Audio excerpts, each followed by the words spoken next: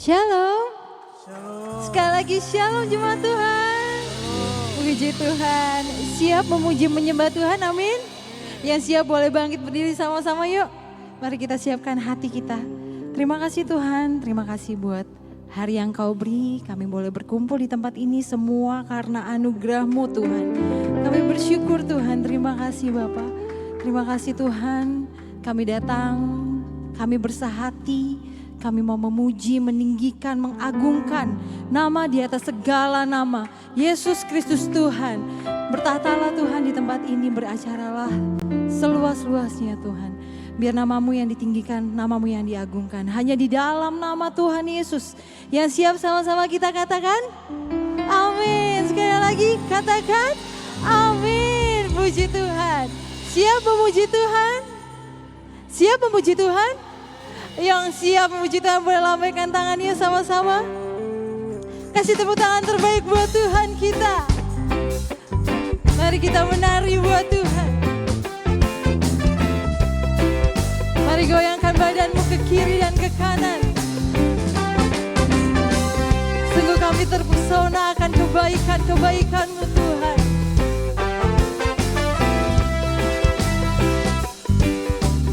Mari sama-sama kita nyatakan. Sungguh Kau mempesona, segala perbuatanmu hapuskan raguku. Kau buktikan kasih-Mu, mati bagiku, hapuskan dosaku. Sekali lagi sama-sama katakan.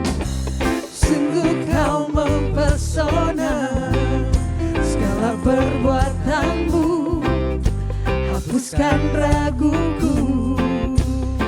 Kau buktikan kasih-Mu, mati bagiku, hapuskan dosaku. Siap sama-sama katakan. Kau ubahkan hidupku, semua menjadi baru. Sekarang ku bersuka di dalam-Mu, Yesusku.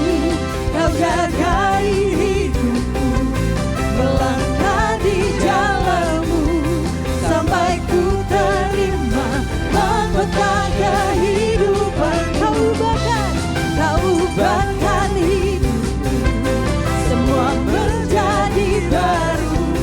Sekarang ku bersuka di dalam-Mu, Yesusku. Kau jagai hidupku, melangkah di jalan-Mu, sampai ku terima mahkota kehidupanku. Amin. Biar setiap kita menerima mahkota kehidupan kita, amin. Mari sama-sama nyatakan dengan iman. Sungguh Kau mempesona Tuhan. Sungguh Kau mempesona, segala perbuatanmu hapuskan raguku. Kau buktikan kasih-Mu, mati bagiku, hapuskan dosaku. Mari sama-sama lambaikan tanganmu. Kau ubahkan hidupku, semua menjadi baru. Sekarang ku bersuka di dalam-Mu, Yesusku.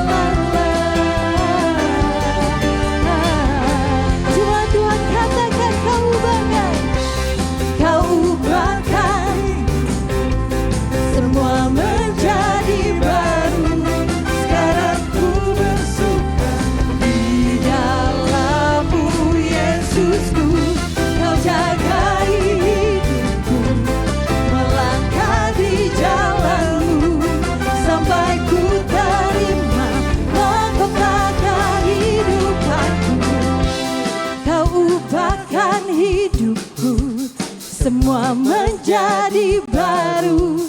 Sekarang ku bersuka di dalam-Mu, Yesusku. Kau jagai hidupku, melangkah di jalan-Mu, sampai ku terima mahkota kehidupanku.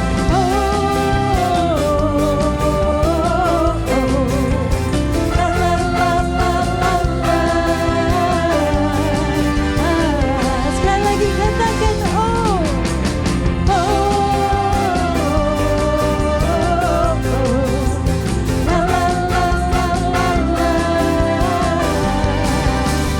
mahkota bagi kehidupanku. Haleluya. Masih semangat menari buat Tuhan, amin. Semangat menari buat Tuhan.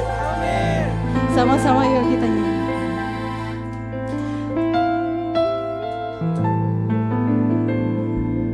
Kulo amo percaya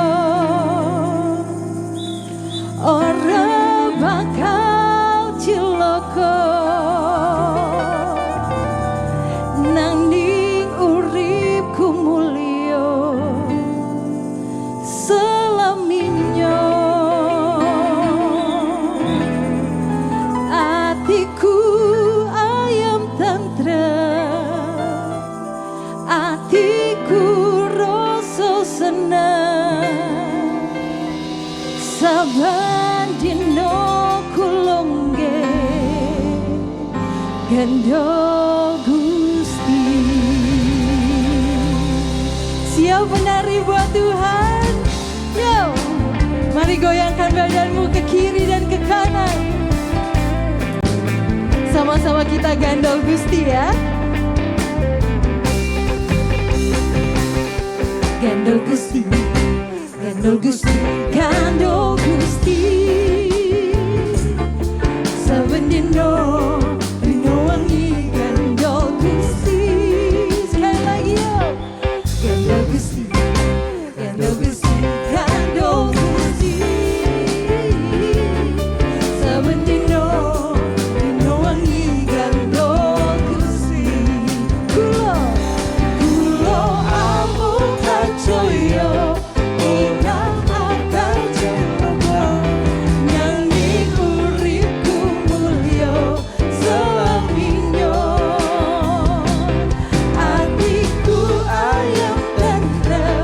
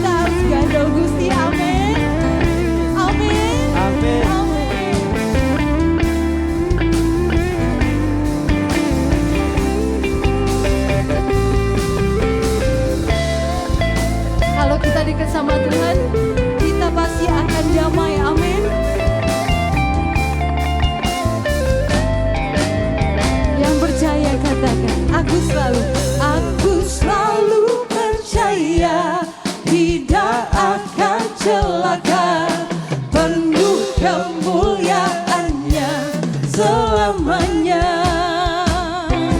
Hatiku selalu damai, hatiku bahagia. Setiap hariku selalu gandong Gusti. Sekali lagi yo, kulo amung percaya ora bakal cilaka, nanging uripku mulya selaminya. Atiku ayem tentrem, atiku rasa senang, saben dino kulo nggih gandong Gusti. Setiap hariku selalu gandong Gusti. Sekali lagi katakan, setiap hariku selalu apa? Gandong Gusti.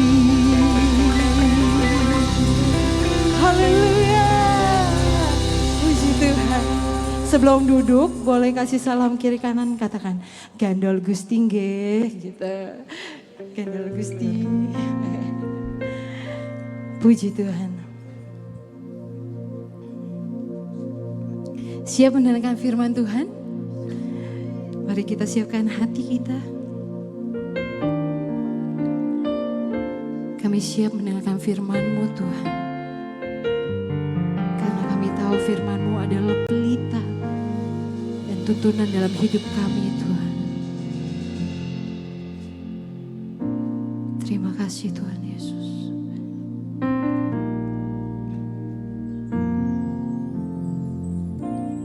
Kekuatan di hidupku,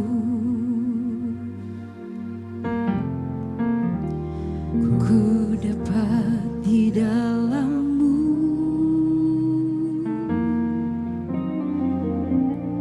Kau teguhkan hatiku, tiada yang mustahil bagimu. Sama-sama nyatakan kekuatan di hidupku, kami dapat hanya di dalam-Mu. Ku dapat di dalam-Mu. Kau teguhkan hatiku. Sungguh tiada yang mustahil bagimu. Tiada yang mustahil bagimu. Sebab aku percaya, bukan karena melihat, namun karena firman-Mu yang selalu digenapi di hidupku. Ku percaya, bukan karena melihat, namun karena firman-Mu tiada pernah berubah. Amin. Saya undang jemaat sama-sama kita bangkit berdiri. Mari nyatakan lagu ini dari awal. Kekuatan di hidupku Tuhan. Mari jemaat saja katakan. Kekuatan.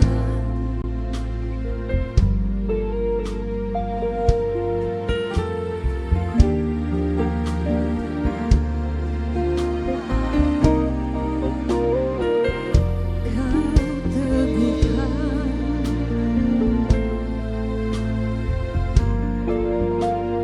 Kami percaya Tuhan, tiada yang mustahil bagimu.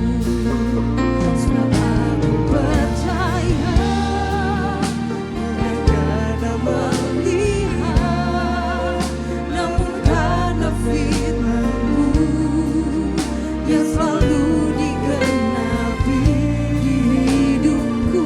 Ku percaya, bukan karena melihat, namun karena firman-Mu tiada pernah berubah. Sebab aku percaya, bukan karena melihat, namun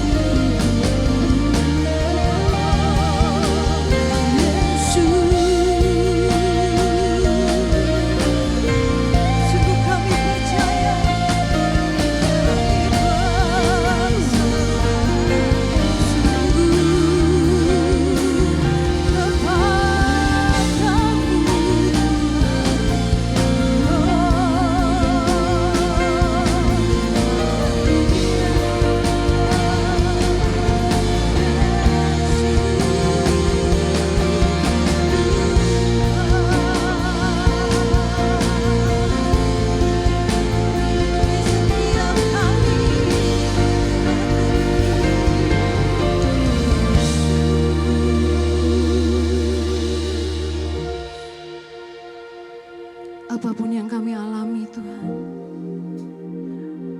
kami mau tetap percaya walau kami belum melihat Tuhan. Sebab aku percaya.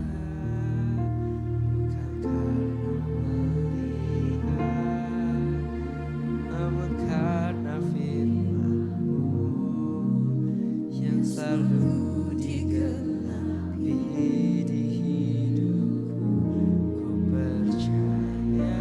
Kami pegang janji-Mu Tuhan. Karena melihat, namun karena firman-Mu tiada Pernah berubah. Sebab aku percaya. Nyatakan dengan iman. karena melihat, namun karena firman-Mu yang selalu digenapi di hidupku. Bukan karena melihat, namun karena firman-Mu tiada pernah berubah. Yang percaya sama-sama nyatakan dengan iman. Aku percaya. Bukan karena melihat, namun karena firman-Mu yang selalu digenapi di hidupku. Percaya. Bukan karena melihat, namun karena firman-Mu tiada pernah berubah. Sekali lagi nyatakan, aku percaya. Bukan karena melihat, namun karena firman-Mu yang selalu digenapi di hidupku. Percaya. Bukan karena melihat, namun karena firman-Mu tiada pernah berubah.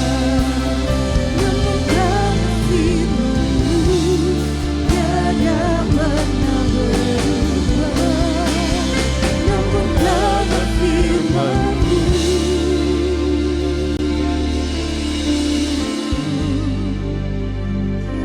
pernah berubah. Mari kita berikan tepuk tangan buat Yesus Kristus Tuhan kita.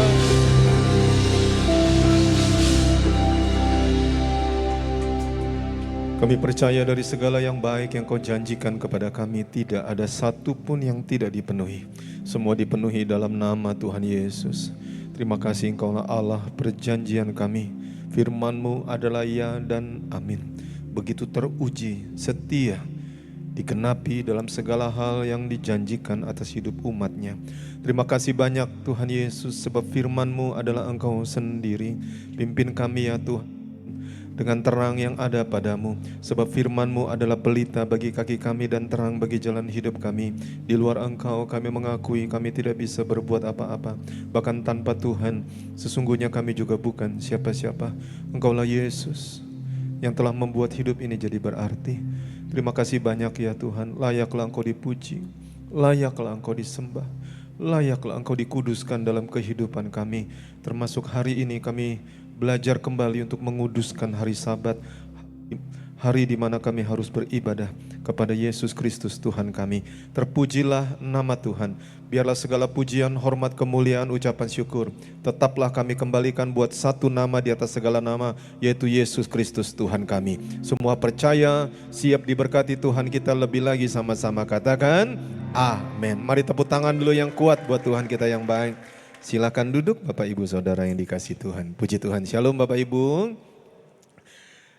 Kita baru saja memperingati hari kenaikan Yesus Kristus ke surga yang mulia. Kita sudah belajar hari Kamis yang lalu, dan ketahuilah Tuhan berfirman kepada murid-muridnya supaya mereka terus berkumpul bersama-sama di Yerusalem karena Roh Kudus akan dicurahkan. Banyak gereja hari-hari terakhir ini Bapak Ibu mereka merayakan 10 hari menantikan Roh Kudus dicurahkan. Dan saya bersyukur kepada Tuhan, Tuhan ajarkan tentang Roh Kudus juga di gereja ini Bapak Ibu. Hari ini kita akan belajar satu yang sangat spesial tentang Roh Kudus, yaitu apa itu yang menjadi keinginan Roh Kudus dalam kehidupan kita. Yang masih siap untuk belajar, tepuk tangannya dulu yang kencang buat Tuhan kita yang baik. Mari kita belajar bersama-sama Bapak Ibu ya. Berbahagialah kalau Bapak Ibu kita semua bisa mengerti akan firman ini. Apa yang menjadi keinginan roh?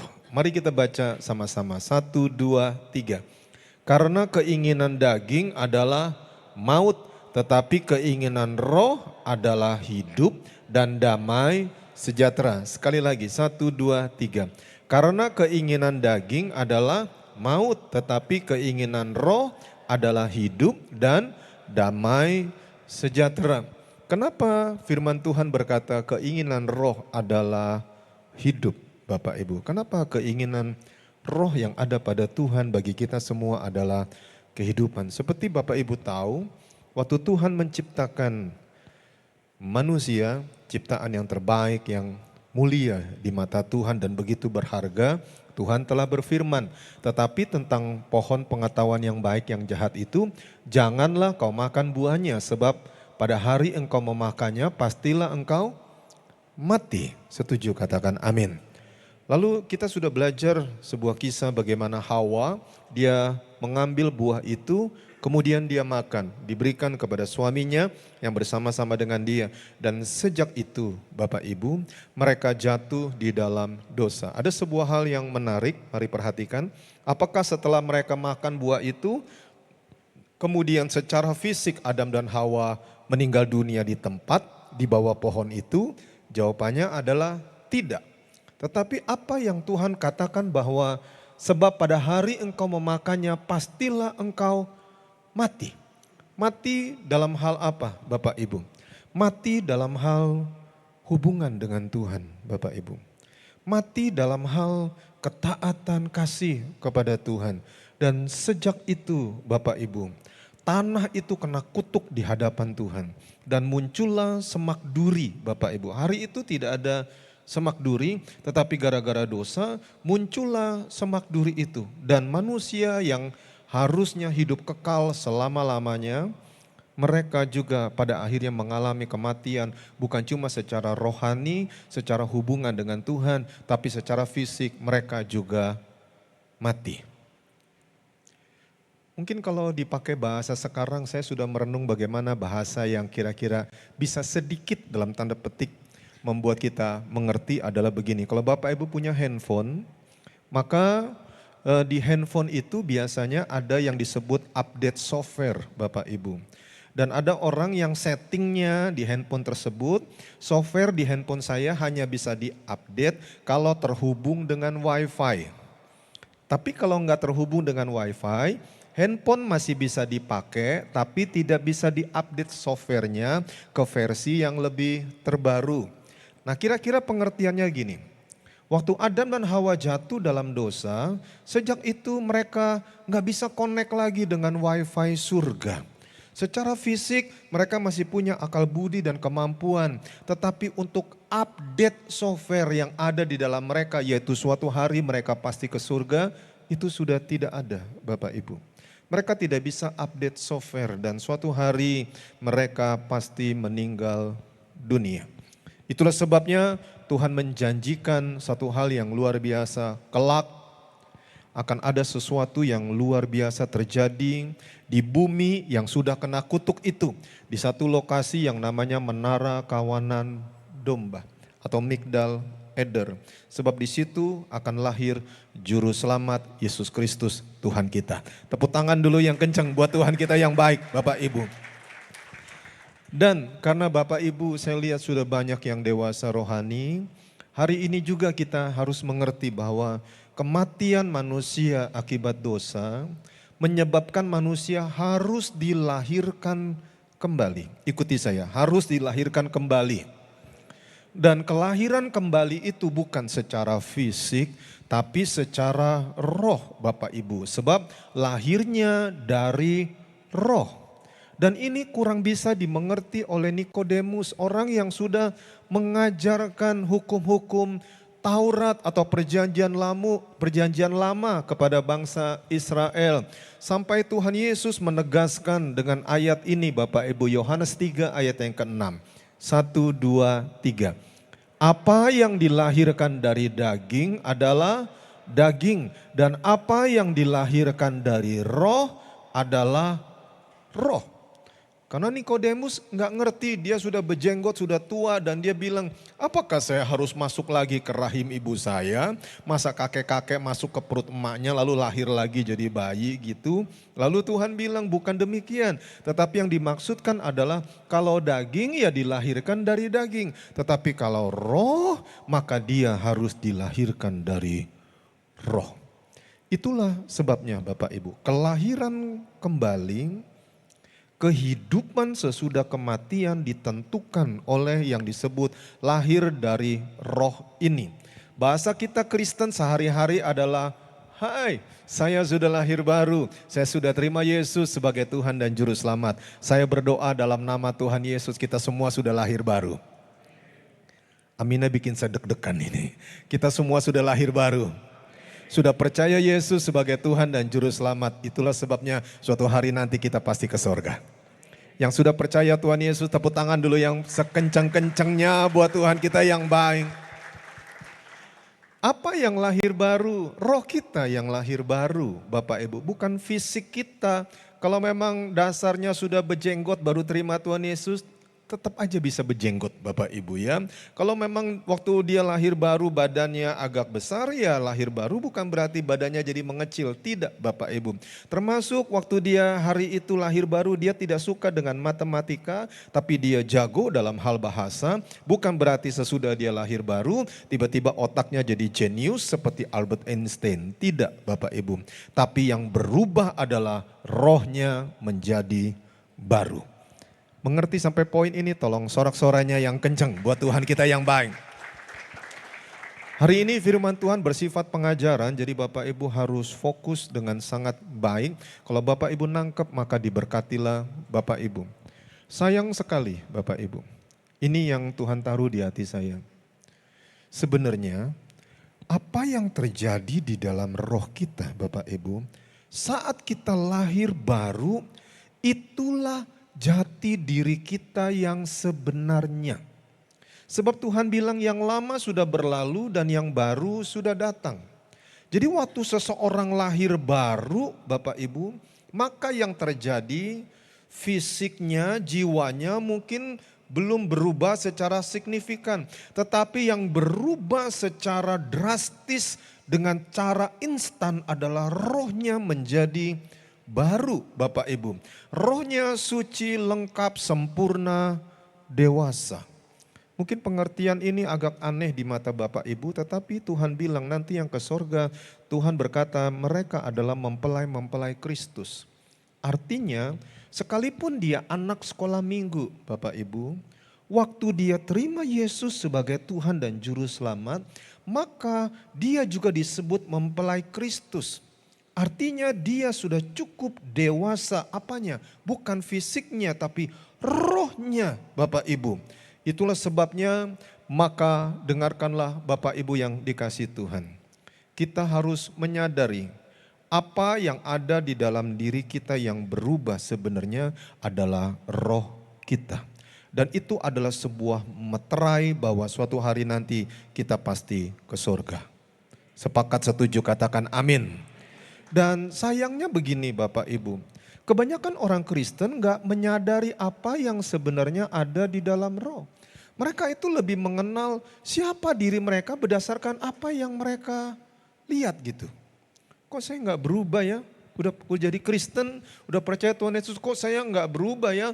Kok saya nggak sepinter dia ya? Atau kok saya nggak diberkati seperti dia diberkati ya? Karena mereka melihat apa yang terlihat di mata mereka. Mereka tidak mengandalkan siapa yang ada di dalam mereka, yaitu Kristus yang telah merubah hidup mereka menjadi baru. Mulai hari ini masukkan di hati kita masing-masing. Sejak saya lahir baru, maka roh saya sudah suci, lengkap, sempurna, dan dewasa. Tapi manusia sukanya melihat masa lalu, kegagalan, kesalahan, lupa bahwa dosa-dosanya yang lama sudah diampuni. Kita adalah ciptaan yang baru, yang lama sudah berlalu dan yang baru sudah datang. Apa yang baru? Roh kita menjadi baru. Tepuk tangan dulu yang kuat buat Tuhan kita yang baik. Dan hebatnya Bapak Ibu, waktu kita ini percaya Yesus, lahir baru, menerima Yesus sebagai Tuhan dan Juru Selamat. Bapak Ibu tahu apa yang terjadi dengan roh kita? Ini menarik Bapak Ibu. Mungkin ayat ini pernah dibaca tapi terlewat. Hari ini kita mau detailkan Bapak Ibu. 1 Korintus 6 ayat 17, 1, 2, 3.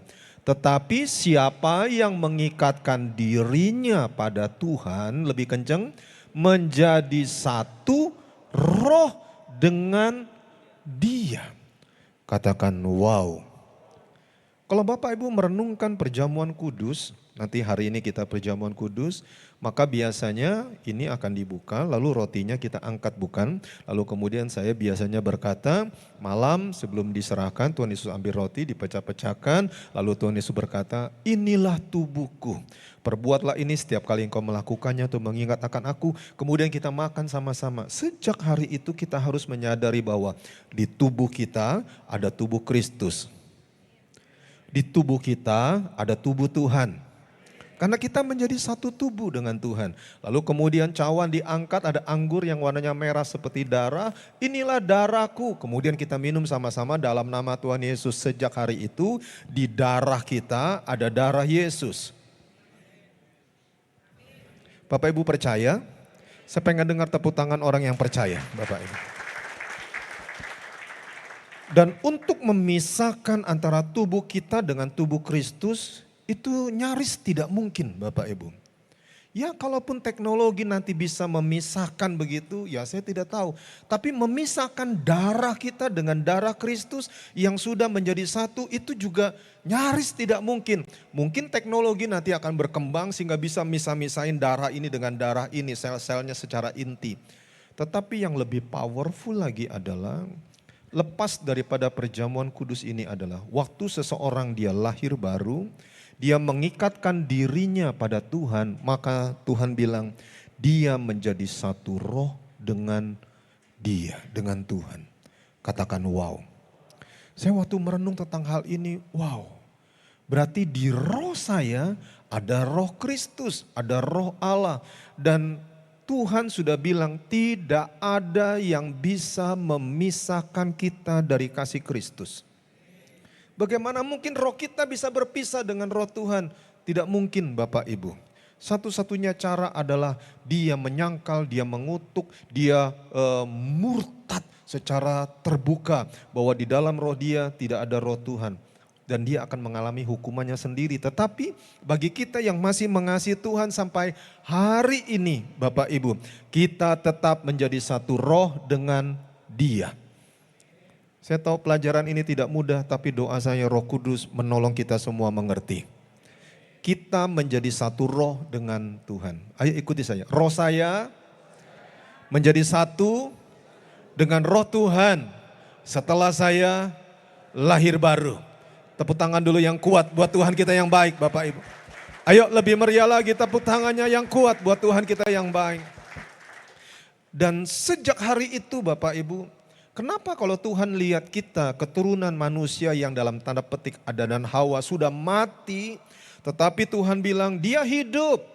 Bukan karena kita yang hebat, tetapi karena roh Allah itu menjadi satu dengan roh kita. Sehingga tidak heran kalau kita kelak secara fisik meninggal dunia, roh kita akan hidup kekal selama-lamanya. Dan kita akan ada bersama-sama dengan Tuhan di surga yang mulia. Sepakat, setuju, katakan amin. Siapa yang rindu suatu hari nanti dia ke surga? Tolong angkat tangan tinggi-tinggi. Tinggi-tinggi Bapak Ibu. Jangan diturunkan dulu seperti biasa. Tanya kiri kanan baik-baik. Kamu rencananya kapan? Ayo, kamu rencananya kapan gitu. Mungkin ada yang bilang nantilah Pak. Tapi mungkin juga ada yang serius berkata, saya pengennya sih cepet-cepet Pak. Memang dunia ini tidak bisa menjanjikan banyak hal Bapak Ibu. Jujur banyak hamba-hamba Tuhan juga pengennya rindu segera ke surga. Saya juga rindu Bapak Ibu. Tapi mengingat masih banyak pelayanan yang harus disampaikan, masih banyak pelayanan yang harus dilakukan, masih ada lagi orang-orang yang harus diselamatkan. Ya lebih baik kalau boleh pilih ya segera ke surga. Tapi kalau di muka bumi ini kita masih tetap harus jadi berkat bagi banyak orang. Sekalipun dunia ini bukan rumah kita, tetapi kita masih bisa menikmati surga di dalam bumi ini. Tepuk tangan dulu yang kencang buat Tuhan kita yang baik Bapak Ibu. Masukkan dalam hati kita, sejak saya lahir baru, saya satu roh dengan Tuhan. Ikuti saya, satu roh. Dan tidak ada yang dapat memisahkan kita dari kasih Kristus, Bapak Ibu. Nah, karena kita ini satu roh dengan Tuhan, yang menariknya adalah namanya juga udah jadi satu, Bapak Ibu. Tidak heran, Tuhan itu adalah roh. Jadi untuk Tuhan berbicara kepada kita, maka Tuhan itu bicara dari roh kepada roh. Ikuti saya, dari roh kepada roh. Jadi Roh Kudus itu bisa ngomong kepada kita dari roh kepada roh. Roh Tuhan ngobrol sama roh kita karena mereka sudah jadi satu. Seperti suami istri yang sudah jadi satu dalam tanda petik. Mereka suka ngobrol, demikianlah roh kita dengan roh Tuhan. Sepakat, setuju, katakan yes. Gini Bapak Ibu, mari pelan-pelan ya. Roh Kudus tolong kita, mari pelan-pelan gini. Tuhan bisa bicara lewat banyak hal. Lewat kata orang bisa.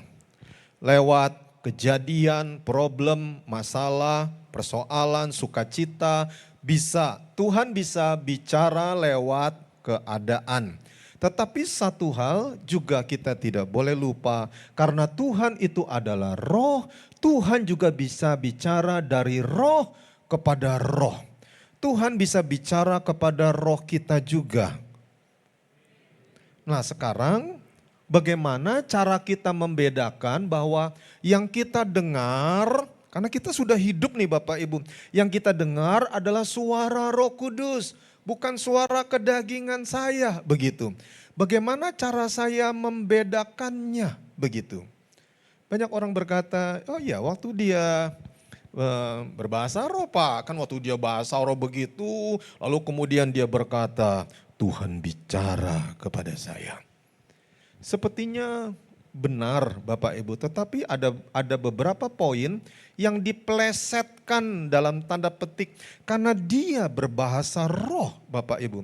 Saya tidak anti bahasa roh Bapak Ibu ya, karena saya juga berbahasa roh sama seperti banyak di antara Bapak Ibu. Tapi saya belajar Bapak Ibu, dengarkan baik. Berhati-hatilah waktu kita membedakan antara ini suara Roh Kudus atau suara kedagingan saya. Saya kasih contoh ya, sekian tahun yang lampau, belum jadi gembala sidang, saya jadi koordinator guru sekolah minggu di salah satu gereja besar Bapak Ibu.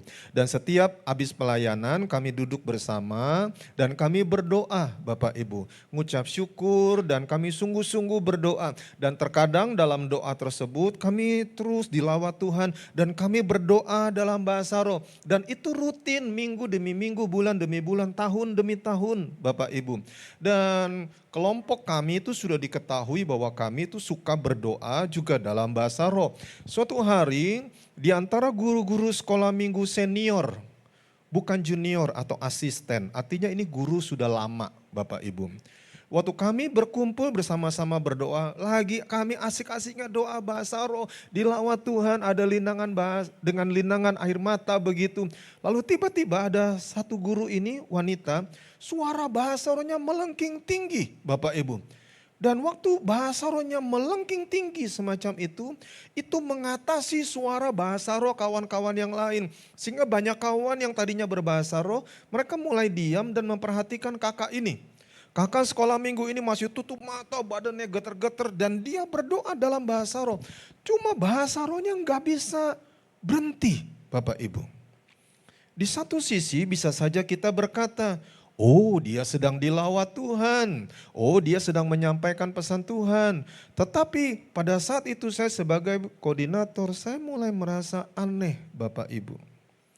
Dan akhirnya kami berhenti berbahasa roh dan saya memandang kepada kakak sekolah minggu ini dan dia terus tidak bisa berhenti sambil menutup matanya. Dan akhirnya saya menyadari dia kerasukan roh jahat, Bapak Ibu. Bahasa kita sederhananya dia kesurupan, Bapak Ibu. Dan akhirnya harus dilayani pelepasan dan setelah dilepaskan baru dia sadar gitu. Dan sempat diwawancarai lalu dengan sedih akhirnya dia bercerita bahwa beberapa hari sebelum hari Minggu pelayanan dia ada problem masalah berat sekali bagi dia. Lalu dia pergi ke dukun, ke orang pinter Bapak Ibu. Dan dalam tanda petik orang yang mengaku pinter itu memberikan dia air putih yang sudah dibaca-bacain. Hanya air putih saja. Dan dia minum air putih itu. Dan kayaknya semua biasa-biasa saja, tidak ada perubahan apa-apa. Tetapi waktu dia bersekutu dengan orang-orang percaya, kakak-kakak sekolah minggu, dia manifest, dia kerasukan roh jahat dan dia harus dilepaskan. Artinya Bapak Ibu, sejak hari itu saya menyadari, tidak setiap orang yang sepertinya mengaku dari Roh Kudus, itu benar-benar dari Roh Kudus. Bagaimana caranya kita membedakan ini suara Roh Kudus atau suara kedagingan saya? Dan ini sangat menarik Bapak Ibu. Bertahun-tahun Tuhan ajarkan kepada saya dan pada akhirnya diberikan highlight atau garis besar atau sesuatu yang dikhususkan untuk difokuskan yaitu tentang bagaimana kita membedakan ini suara Roh Kudus atau ini suara kedagingan kita atau jangan-jangan dari kuasa kegelapan Bapak Ibu. Tidak ada cara lain yaitu dengan firman Tuhan. Inilah jawabannya bagaimana kita membedakan suara itu dari suara Roh Kudus atau suara kedagingan saya atau kuasa kegelapan dengan firman Tuhan. Dari mana saya memastikan bahwa kakak ini dia kerasukan roh jahat Bapak Ibu. Sebab saya ingat firman Tuhan yang berkata roh Tuhan itu tertib dan sopan Bapak Ibu. Pada saat seseorang sepertinya dalam tanda petik mengaku dia dipenuhi Roh Kudus, tapi dia melakukan yang tidak sopan, yang tidak tertib, yang tidak teratur, maka saya percaya itu bertentangan dengan firman Tuhan. Dan karena sudah bertentangan dengan firman Tuhan, kita harus menyadari itu pasti bukan dari Roh Tuhan. Itu dari kedagingan diakah atau itu dari kuasa kegelapan yang masuk atas hidup dia. Mengerti poin ini katakan amin. Jadi kita nggak boleh terkecoh kalau seseorang dia berbahasa roh, lalu kemudian dia berkata, udah setelah dia bahasa roh dia bilang, Tuhan ngomong sama saya, serahkan isi dompetmu kepadaku, maka akan ada pelipat kali gandaan. Atau kita nggak boleh percaya waktu seseorang berkata, sebelum jam 12 kamu masukkan uang, dan setelah itu uang kamu akan berlipat kali ganda. Nggak ada ayatnya Bapak Ibu. Aminnya bikin saya deg-degan ini. Kasih tahu kiri kanan, enggak ada ayatnya. Ayo, katakan enggak ada ayatnya. Jadi segala sesuatu itu harus diuji dengan firman Tuhan. Kenapa Bapak Ibu? Kenapa harus kembali kepada firman? Ibrani 4 ayat 12 yang tadi itu, ini ayat yang harus kita baca Bapak Ibu. Ayo kita baca sama-sama, 1, 2, 3. Sebab firman Allah hidup dan kuat dan lebih tajam daripada pedang bermata dua manapun. Ia menusuk amat dalam sampai memisahkan apa? Jiwa dan roh, sendi-sendi dan sumsum. Ia, maksudnya firman Tuhan itu sanggup membedakan pertimbangan dan pikiran hati kita. Katakan yes. Jiwa dan roh aja bisa dipisahkan oleh firman Tuhan. Pertimbangan dan pikiran hati kita itu bisa dibedakan dengan apa? Dengan firman Tuhan Bapak Ibu. Kita ini, mari saudaraku perhatikanlah baik. Sebab kita masuk masa-masa kita menanti-nantikan pencurahan Roh Kudus seperti yang Tuhan sampaikan. Kita ini gak bisa membedakan suara Tuhan kalau kita tidak mengetahui firman. Kita ini nggak bisa loh Bapak Ibu.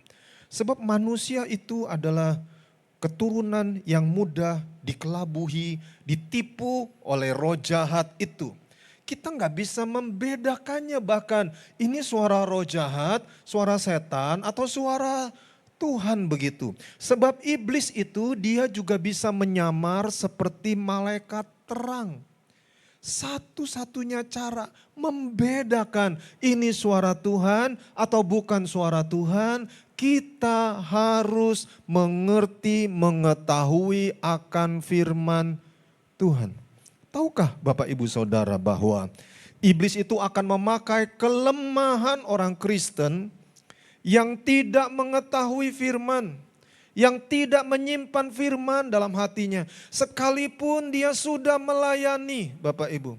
Tapi kalau dia nggak mau belajar firman, dia nggak mengetahui firman, iblis akan memakai itu Bapak Ibu. Untuk melawan orang tersebut. Dan akhirnya orang itu akan terpedaya Bapak Ibu. Apalagi kalau di negara-negara Asia, negara-negara timur yang lebih banyak dalam tanda petik percaya kepada hal-hal yang spiritual. Tidak heran negara-negara Asia atau negara-negara daerah timur itu mereka mudah terperdaya dengan ritual-ritual keagamaan. Yang mereka pikir, oh kami sedang menyembah Tuhan. Yang mereka pikir, oh kami sedang beribadah kepada Tuhan. Masalahnya tidak ada ayatnya Bapak Ibu. Ketidaktahuan akan firman membuat manusia gampang sekali dikecoh, dikelabuhi, ditipu oleh iblis. Ada satu negara yang ada momen di mana negara tersebut wilayah-wilayahnya menderita kelaparan. Saya terheran-heran. Sementara sapi-sapi yang harusnya dimakan mereka tidak potong Bapak Ibu. Sapinya gemuk, orang manusianya kurus-kurus. Kenapa? Karena mereka percaya sapi itu adalah dewa. Dan mereka kalungi dengan sapi. Bahkan sapi bebas masuk rumah mereka nggak pakai ketok pintu.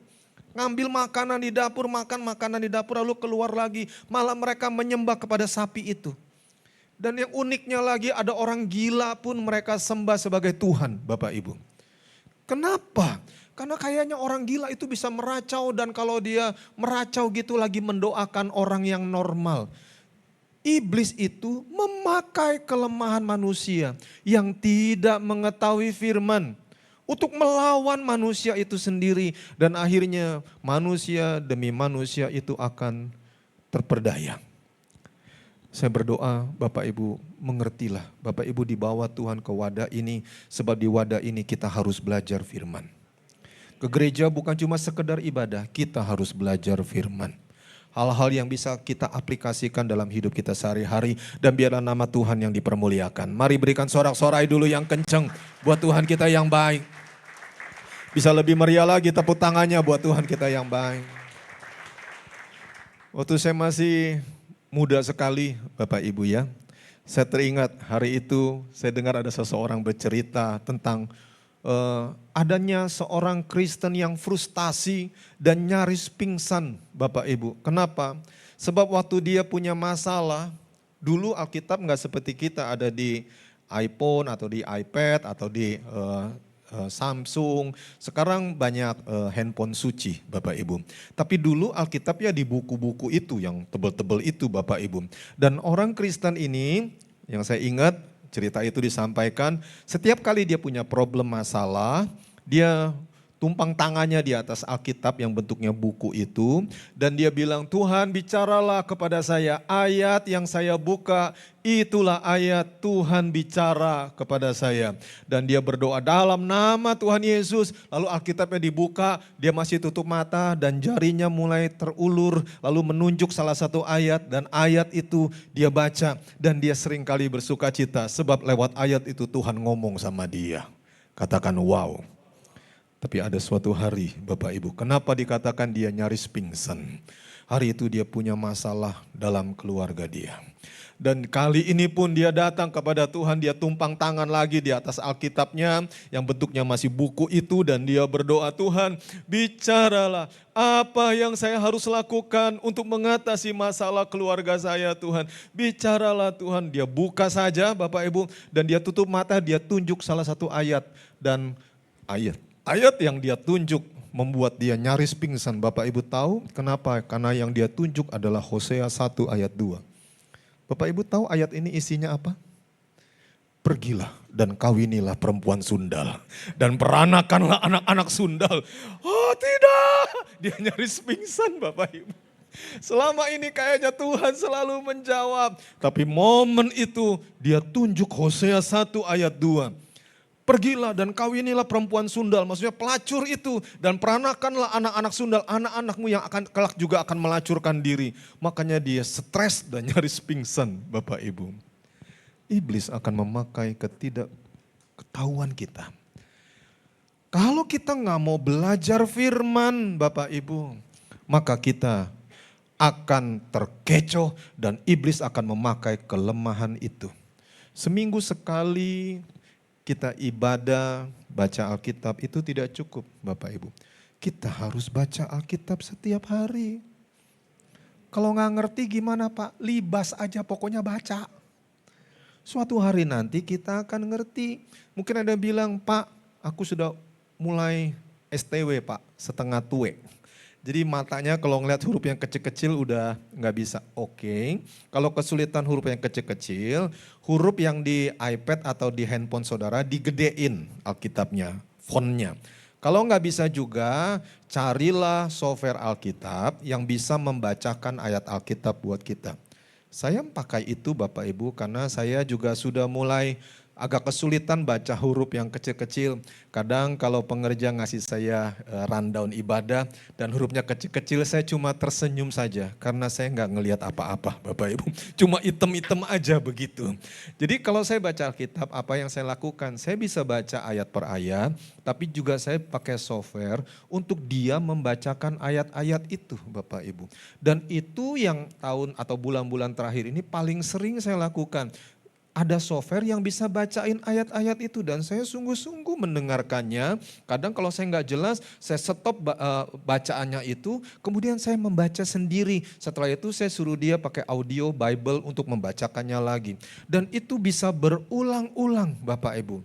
Poin intinya adalah kita tidak boleh membiarkan iblis memakai kelemahan kita, yaitu ketidaktahuan akan firman untuk melawan diri kita sendiri. Dan akhirnya kita akan terpedaya. Seorang pendeta di Amerika, dia ditanya oleh salah satu entah jemaat, entah pengerja dia. Dan dia berkata begini, Pak Pendeta, perkataan ini membekas juga di hati saya. Saya mendapat penglihatan. Lalu pendeta itu diam saudara. Apa penglihatannya? Saya lihat Pak Pendeta ada di medan pertempuran. Oh ya, terus saya lihat ada jalan yang Pak Pendeta harus lewati. Oke, dan di jalan itu banyak ranjau Pak Pendeta. Bapak Ibu tahu ranjau darat ya. Jadi lokasi-lokasi tertentu begitu ditanam ranjau. Dan kemudian jemaat atau pengerja ini dia bilang, Pak Pendeta, itu penglihatan yang Tuhan kasih sama saya. Lalu pendeta itu diam dan dia tahu saudara ya, itu penglihatan dari Tuhan. Lalu pengerja atau jemaat ini bilang, Pak Pendeta, waktu Pak Pendeta itu ya saya masih penasaran. Kalau Pak Pendeta benar-benar dalam situasi semacam itu harus lewatin ladang ranjau. Pak Pendeta lebih memilih untuk melihat petunjuk dari peta atau Pak Pendeta lebih memilih mendengarkan petunjuk suara ke kiri, ke kanan, atau lihat peta. Sebab ada ladang ranjau, ada petanya, ranjau-ranjau titiknya ditaruh di mana. Atau dengar suara yang berkata ke kiri, ke kanan, lurus, maju, mundur. Pak Pendeta lebih milih mana? Dengarkan saudara ya, penglihatan ini dari Tuhan. Tidak setiap penglihatan dari roh jahat, banyak penglihatan yang datang dari Tuhan.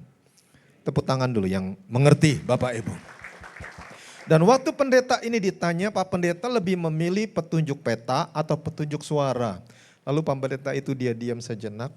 Kemudian Tuhan berikan dia hikmat, saudara, untuk sebuah jawaban. Dan jawaban ini juga saya simpan di hati saya. Kira-kira begini jawabannya Bapak Ibu. Bagaimana saya bisa mengetahui kalau saya mendengar suara petunjuk itu dengan benar? Bagaimana saya bisa tahu bahwa petunjuk suara itu bisa dipercaya? Atau kalau saya memegang petunjuk peta, bagaimana saya tahu saya bacanya benar? Jangan-jangan saya bacanya terbalik atau salah begitu. Namun kata pendeta ini kepada pengerja atau jemaat yang dapat penglihatan, jika engkau dan saya menyatukan suara itu dengan peta, yang satu bisa mengkonfirmasi yang lain.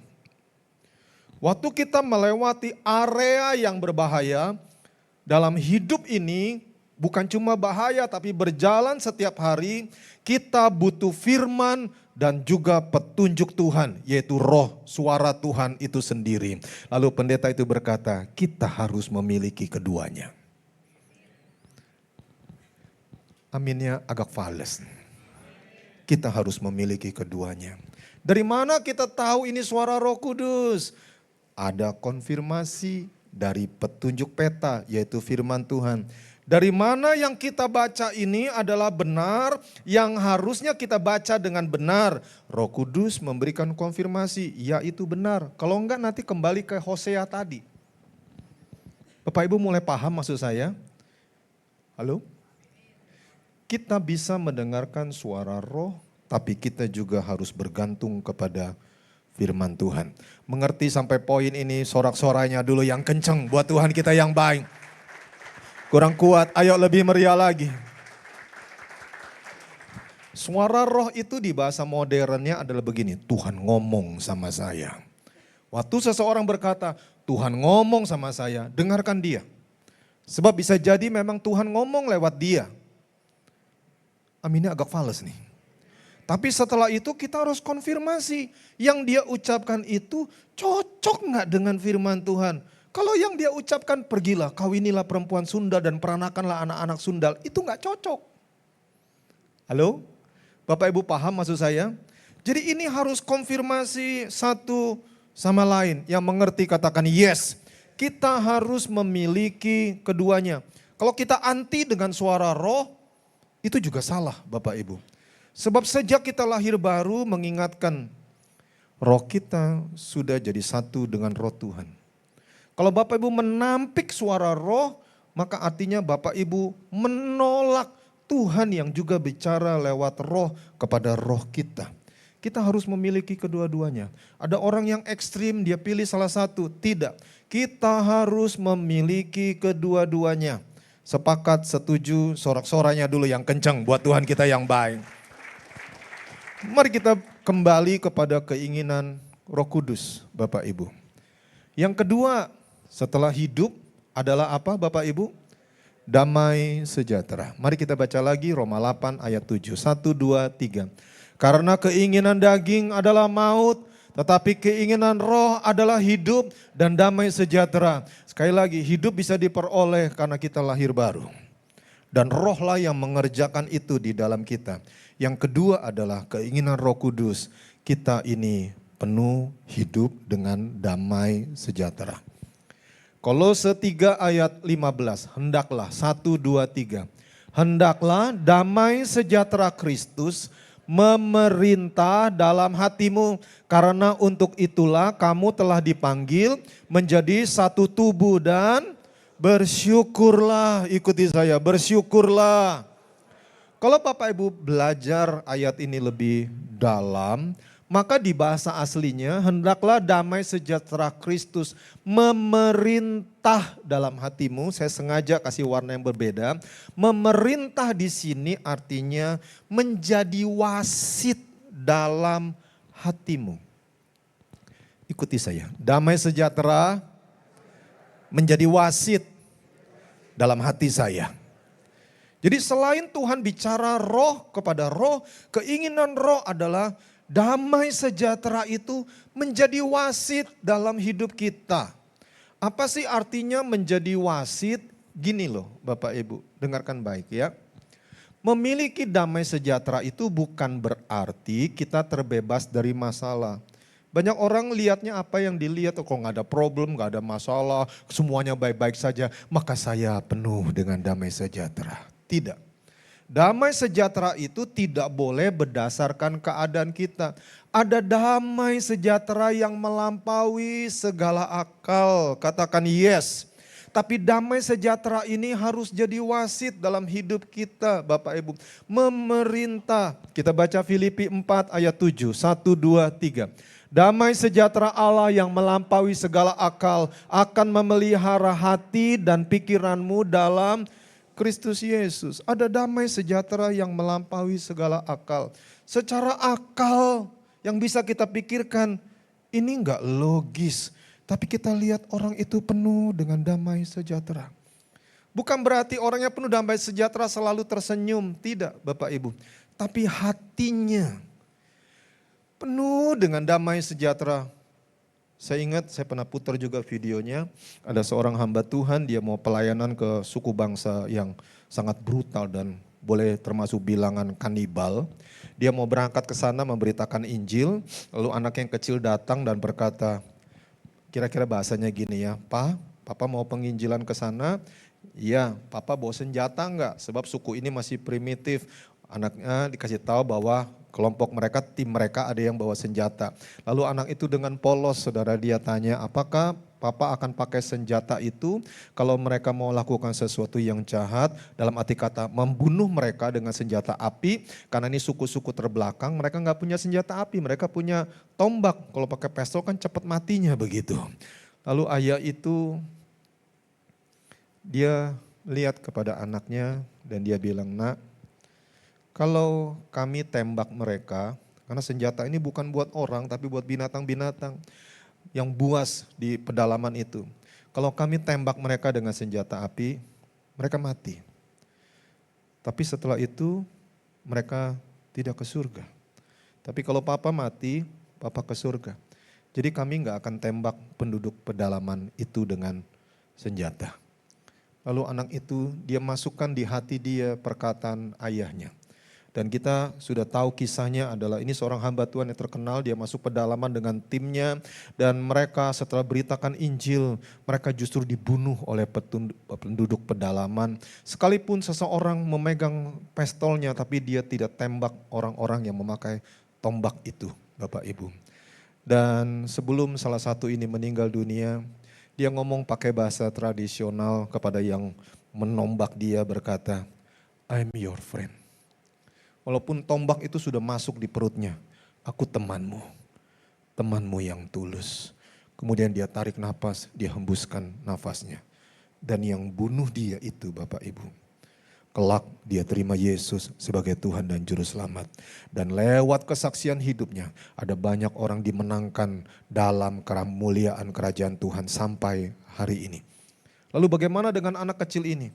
Dia ikuti jejak ayahnya dan sekarang dia jadi kepala salah satu misi penginjilan internasional yang sangat besar dan sekali lagi nama Tuhan dipermuliakan. Mari berikan tepuk tangan dulu yang kencang buat Tuhan kita yang baik. Itu damai sejahtera yang melampaui segala akal. Jadi wasit dalam hati, memerintah kita. Bagaimana mungkin orang yang sudah kena tombak begitu, udah napasnya tinggal 1, 2 masih berkata I am your friend. Aku sahabatmu, sahabatmu yang tulus. Tidak mungkin Bapak Ibu. Jadi kalau pengertian kita damai sejahtera selalu tersenyum, selalu happy, enggak begitu juga Bapak Ibu. Saya teringat bagaimana Tuhan juga bicara kepada saya, ada satu hamba Tuhan yang jujur saya kagumi dan ya saya mau sampaikan salah satu hamba Tuhan panutan saya, beliau salah satu pendiri gereja Bethel Indonesia dan suatu hari beliau kena stroke. Setelah istrinya meninggal dunia, lalu kemudian dalam sakitnya beliau tetap ikut rumah doa. Jadi ini karena agak di desa, dia pagi-pagi pakai kursi rodanya dan dia ikutin itu Bapak Ibu. Dan terakhir pelayanan di sebuah retret di luar kota dan karena ini lokasi retret ada banyak gereja, saya diketemukan dengan om ini Bapak Ibu. Sudah stroke tapi masih mengasihi Tuhan dan ikut retret. Waktu saya dikasih tahu bahwa si om ini ada di situ, saya bergegas ke sana dan saya ketemu om itu. Dia sedang lagi disuapin makannya. Tubuhnya udah nyaris kaku, tapi waktu dia lihat saya, dia masih kenalin saya, saudara. Dan waktu saya deketin, saya panggil namanya om, dia masih kenalin saya, dia coba berdiri tapi gak bisa, saudara. Cuma saya lihat dia memaksakan segala daya yang ada, dia mau peluk saya, saudara. Jadi saya bergegas, saya rendahkan badan saya, kemudian saya peluk om itu dan dia angkat tangannya sedapat-dapatnya, dia mau coba peluk saya dan dia mau ngomong sesuatu. Tapi karena stroke, saudara, yang keluar bukan ucapan tapi nasi dan sayur-sayurannya. Dan itu kena ke badan saya, masuk ke dalam baju saya, lalu kemudian dia lihat ke arah saya dan kami berkomunikasi dengan bahasa hati kami dan saya tahu persis apa yang om ini mau katakan. Dia ngomong dalam bahasa yang saya bisa mengerti adalah supaya saya setia. Sampai akhir. Dan itu adalah pertemuan kami yang terakhir. Setelah itu gak lama si om ini saya dengar kabar beliau sudah meninggal dunia. Damai sejahtera yang melampaui segala akal. Sudah sakit sedemikian rupa, masih sempet-sempetnya ngomong kepada seorang hamba Tuhan yang masih sangat muda Bapak Ibu pada masa itu, yaitu saya. Dan itu damai sejahtera yang melampaui segala akal. Mungkin orang berkata, sudahlah kamu kan udah posisi begini-begini, ya harusnya kamu gak usah begitu-begitulah. Tapi si om ini dia masih mau melayani Tuhan, masih tetap setia mengasihi Tuhan. Itu damai sejahtera yang melampaui segala akal. Kalau saudara lihat perahu ini sedikit gambaran tentang Nuh. Alkitab mengajarkan supaya kita ini mencari Tuhan. Yesaya 26 ayat 3, yang hatinya teguh kau jagai dengan damai sejahtera, sebab kepadamulah ia percaya. Kalau saya pelajari Nuh ini, hujan belum pernah turun di bumi Bapak Ibu. Dia disuruh bangun batra di atas gunung, nggak masuk akal Bapak Ibu. Tapi damai sejahtera dia melampaui segala akal. Kalau pernah digambarkan Nuh lagi bangun batra, kemudian dia marah karena diledekin orang-orang, tidak. Itu salah bikin film. Nuh itu hatinya penuh damai sejahtera Bapak Ibu. Hatinya teguh. Dia percaya aja kepada Tuhan. Dan Tuhan jagai dia dengan damai sejahtera. Sekalipun hujan belum turun, tapi dia tetap damai sejahtera. Sekalipun harus bangun batra di atas gunung, dia tetap damai sejahtera. Pertanyaannya sebelum saya lanjutkan, apakah damai sejahtera itu masih memerintah di dalam hati kita? Carilah Tuhan, saudara. Kenapa orang Kristen yang sudah lahir baru tidak memiliki damai sejahtera dalam segala hal? Ini catatan saya, saudara ya. Karena pikiran orang tersebut itu tidak tertuju kepada Tuhan, tapi kepada siapa? Dia pikirin masalahnya. Waktu Petrus dia fokus kepada Tuhan, dia bisa jalan di atas air. Tapi waktu dia lihat gelombang, tiupan angin, dia tenggelam, saudara. Ditambah lagi orang Kristen tersebut udah gak tertuju kepada Tuhan, tapi hanya tertuju kepada kekhawatiran, rasa takut masalah dia. Ditambah lagi dia hanya duduk, nonton, scroll di medsos, hal-hal yang dalam tanda petik kotor Bapak Ibu. Hal-hal yang tidak layak dilihat sebagai anak Tuhan. Akibatnya dia tidak akan memiliki damai sejahtera. Sudah ada problem, masalah, nontonnya film horor terus. Bagaimana dia bisa damai sejahtera? Sudah tahu ada problem, masalah, hal-hal yang mengkhawatirkan. Dia tonton tayangan-tayangan yang gak benar. Bagaimana dia bisa memiliki damai sejahtera dalam segala hal? Pada akhirnya saya menyadari di sebuah catatan pribadi Bapak Ibu. Ada momen saya terus terang di mana rasanya hidup saya itu benar-benar kacau Bapak Ibu. Kenapa? Saya menyadari karena momen itu adalah momen saya tidak membiarkan damai sejahtera menguasai, memerintah hati saya. Saya menyerah pada tekanan keadaan dan mengakibatkan damai sejahtera itu sepertinya raib, sepertinya hilang dan hidup menjadi begitu kacau. Tetapi syukur kepada Tuhan, keadaan berubah. waktu saya bangkit kembali, lalu belajar lagi mengikuti damai sejahtera Tuhan di hati saya, mengizinkan damai sejahtera itu yang memerintah hati saya sebagai wasit dalam hidup saya. Dan hari ini saya mau katakan, itu tidak pernah mengecewakan. Saya percaya hal yang sama juga pasti bisa terjadi atas kita. Mengikuti damai sejahtera Tuhan tidak pernah mengecewakan kita. Tepuk tangan dulu yang kuat buat Tuhan kita yang baik. Saudara perlu nasihat, hikmat dari pemimpin rohani. Atau sahabat rohani. Atau orang-orang yang saudara tahu dekat dengan Tuhan. Entahkah itu istri yang saudara tahu dia mengasihi Tuhan. Saudara belum bangun aja dia udah bahasa roh. Saudara lihat dia begitu sungguh-sungguh mengasihi Tuhan. Kita malas-malasan ke gereja, dia malah semangat ke gereja. Ngeliat kita malas-malasan, mungkin agak sedikit disentak. Ayo, rasanya gak enak tapi kita ke gereja. Berbahagialah saudara punya keluarga, entahkah itu anak, menantu, istri atau suami yang mengasihi Tuhan. Nasihat atau hikmat yang Tuhan turunkan atas hidupnya, itu sesungguhnya sangat berarti atas hidup kita. Katakan amin.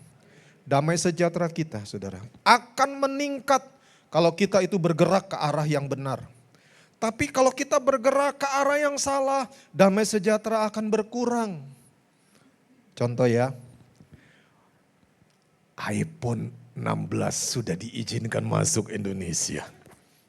Beli apa enggak ya? Beli enggak. Enggak usah hitung kancing, beli enggak. Biarkan damai sejahtera itu jadi wasit dalam hidup kita. Begitu saudara mulai bergerak ke tempat di mana iPhone 16 itu dijual, saudara jalan aja nih, makin dekat ke sana, damai sejahteranya makin berkurang. Kenapa? Karena firman Tuhan berkata, cukupkanlah dirimu dengan apa yang ada padamu. Lalu waktu saudara mulai jalan mundur, damai sejahtera meningkat, ikuti damai sejahtera itu. Amin, agak fales nih. Jangan berkata, emang gue pikirin yang penting gue dapat iPhone 16. Padahal saudara sudah punya Samsung S25 Ultra. Halo?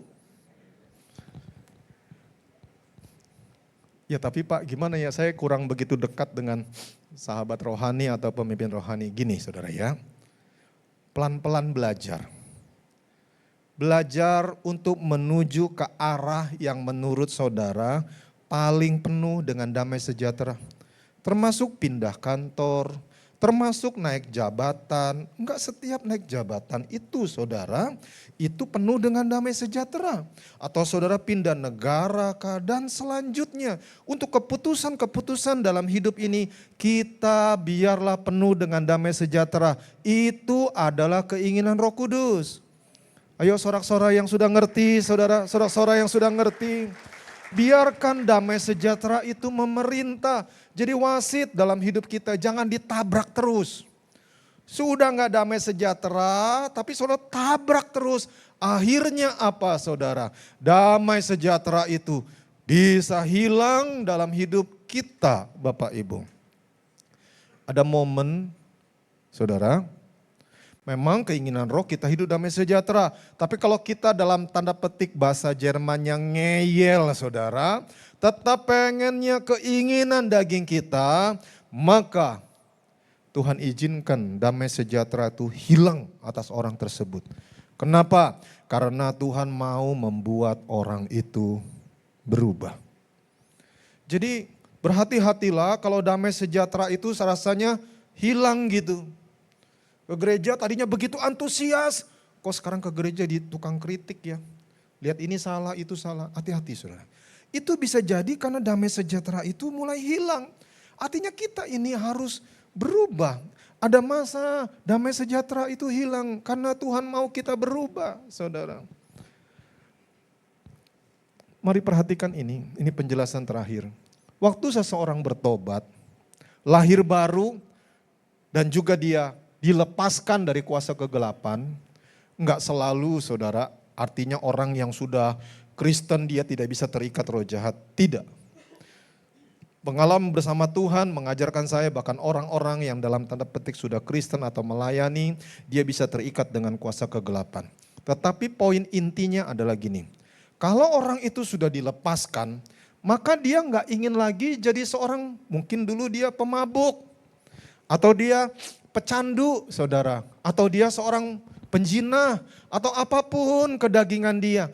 Kenapa? Karena Tuhan telah mengubah hidupnya. Katakan yes. Hidup di dalam Roh Kudus pasti akan membuat orang tersebut menghasilkan buah roh. Yaitu kasih, sukacita, damai sejahtera, kesabaran, kemurahan, kebaikan, kelemah lembutan, dan penguasaan diri. Dari mana kita tahu bahwa dia ini hidup dalam roh?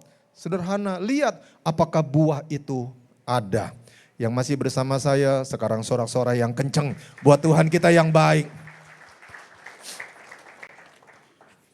Bapak ini suka nonton film-film porno, saudara.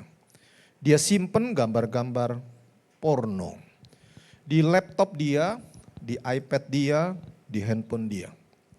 Dan dia punya password untuk semua peralatan-peralatan dia dan tidak ada satupun yang boleh tahu password itu, saudara.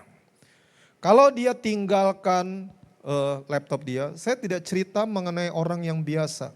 Ini pelayan Tuhan, saudara. Cuma bukan di gereja ini jauh di sana.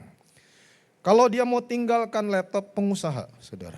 Kalau dia mau tinggalkan laptop, dia pakai screensaver dan ada passwordnya. Hanya dia yang tahu. Istrinya pun tidak tahu. Lebih tepatnya, tidak boleh tahu. Dia tinggalkan itu dan dia berharap kalau dia tinggalkan maka screensavernya bekerja, layarnya ganti begitu. Seperti pemandangan dan bagus-bagus saja. Tapi kalau passwordnya dimasukin maka layarnya akan mengganti menjadi layar utama dan banyak perempuan-perempuan yang tidak berpakaian di sana, saudara. Dan itu sudah sekian waktu dia lakukan dan tidak ada yang tahu. Sudah berkeluarga dan sudah punya beberapa anak. Suatu hari, inilah kasih Tuhan, saudara. Dia tinggalkan laptopnya, entah bagaimana caranya, screensavernya tidak bekerja, saudara. Lalu anaknya datang gak sengaja ada tugas sekolah, dia mau pakai komputer papanya. Dan waktu dia klik gitu, passwordnya gak kerja, saudara. Itu sampai hari ini saya juga masih heran, saudara ya. Begitu dia cek gitu, lalu layarnya semua gambar-gambar bugil, saudara. Anak pria ini syok, karena dia juga sudah remaja, dia syok. Dia ngomong sama mamanya, Mama, Papa. Mamanya ke sana dan dia sedih, saudara. Hatinya hancur karena dia pikir suami ini cukup puas dengan dia. Hatinya hancur. Dan pada akhirnya juga dia tahu bahwa suami ini melakukan perbuatan-perbuatan yang lain. Atas anugerah Tuhan saya ketemu dengan keluarga ini. Ada banyak hal yang disampaikan, saudara. Ingat ya, saya tidak bicara soal jemaat. Ini pengerja inti, saudara. Lalu di wadah tersebut ya. Saya ajakin ngomong dan ada banyak hal firman Tuhan yang disampaikan. Dan inilah hebatnya Tuhan. Hebatnya Tuhan itu ya. Keinginan roh adalah hidup. Selama ini dia mulai mati, saudara. Ke gereja mulai hidup segan, mati tak mau. Jadi bahkan dia gak mau ke gereja dengan macam-macam alasan. Salah satunya adalah sakit, padahal gak ada sakitnya apa-apa, saudara. Sakit dikit aja gak mau ke gereja. Macet lah, males lah, ini itu, bangunnya susah lah, semalam sulit tidur dan selanjutnya. Banyak alasan karena iblis membuat dia jangan sampai dengar firman Tuhan. Sebab firman Tuhan itu adalah Tuhan sendiri dan bisa mengubah hidup dia. Dia tutup mata hatinya. Dan waktu saya sampaikan tentang firman Tuhan, ini Roh Kudus, saudara. Mengingatkan dia tentang segala pengajaran-pengajaran firman. Dan hatinya mulai terbuka. Dia sengaja pakai masker waktu ngomong sama saya. Karena dia gak mau terlihat wajah aslinya. Bukan karena sakit, saudara ya. Tapi karena dia tidak mau terlihat siapa dia aslinya. Dan waktu saya bercakap-cakap tentang firman Tuhan. Tuhan ingatkan saya tentang suatu hari saya lihat sebuah gambaran bagaimana gereja setan itu bekerja. Sudah tahu? Setiap kali seseorang lakukan onani atau masturbasi. maka cairan yang keluar dari tubuh dia itu akan dipegang oleh roh jahat. Dan dia pakai untuk mengutuki orang-orang, termasuk keluarganya, orang gereja, orang-orang yang dia kasihi. Dan saya bilang sama dia, Pak, setiap kali Bapak onani, dia liatin saya, saudara. Secara logika nggak mungkin karena dia punya istri. Dan saya bilang, Pak, setiap kali Bapak onani, cairan yang keluar dari Bapak itu ditangkap oleh kuasa kegelapan untuk kutuki keluarga Bapak. Saya lihat matanya berubah, saudara, karena dia tahu anaknya berubah. Dan saya bilang, apa yang Bapak lakukan tidak heran juga dipakai oleh kuasa kegelapan. Itu memang metode gereja setan. Dan saya ngomong, ini memang begitu metodenya, saudara. Itu juga dipakai ngutuki gereja. Dia diam, dan inilah pertobatan itu. Waktu saya tanya apakah dia mau berubah, dia mau, saudara. Dan saya bilang mulai hari ini, Pak, tidak ada lagi password yang istri tidak tahu. Dia setuju. Gambar-gambar yang ada di iPad, di handphone atau di apapun termasuk di komputer itu dihapus. Dia setuju. Lalu kemudian waktu Bapak hapus, saya mau ada di sana. Itu pun dia setuju, saudara. Dan password itu enggak boleh lagi istri enggak tahu. Enggak ada lagi hal-hal yang tersembunyi, dia setuju. Dan saya dampingi dia waktu dia mulai ke arah komputer dia dan dia dengan jujur, saudara. Dia kasih saya tentang ini softwarenya, Pak. Saya enggak lihat gambarnya, saya dikasih tahu softwarenya. Dan saya bilang, hapus ya, Pak. Dia janji, saya pasti hapus, Pak. Saya pasti hapus. Dan saya dengar keluar dari mulut dia jijik dengan dosa-dosa yang dia lakukan. Dia tidak mau lagi menjadi seseorang yang semacam itu. Lalu kemudian saya begitu bersuka cita, saudara. Keluarga ini dipulihkan oleh Tuhan. Dan saya tahu berikutnya dia sungguh-sungguh kembali beribadah kepada Tuhan. Mari kita tepuk tangan yang kencang. Dia sungguh-sungguh lagi melayani Tuhan. Katakan yes. Dia sungguh-sungguh lagi mendukung gereja di mana dia ditempatkan untuk dia melayani.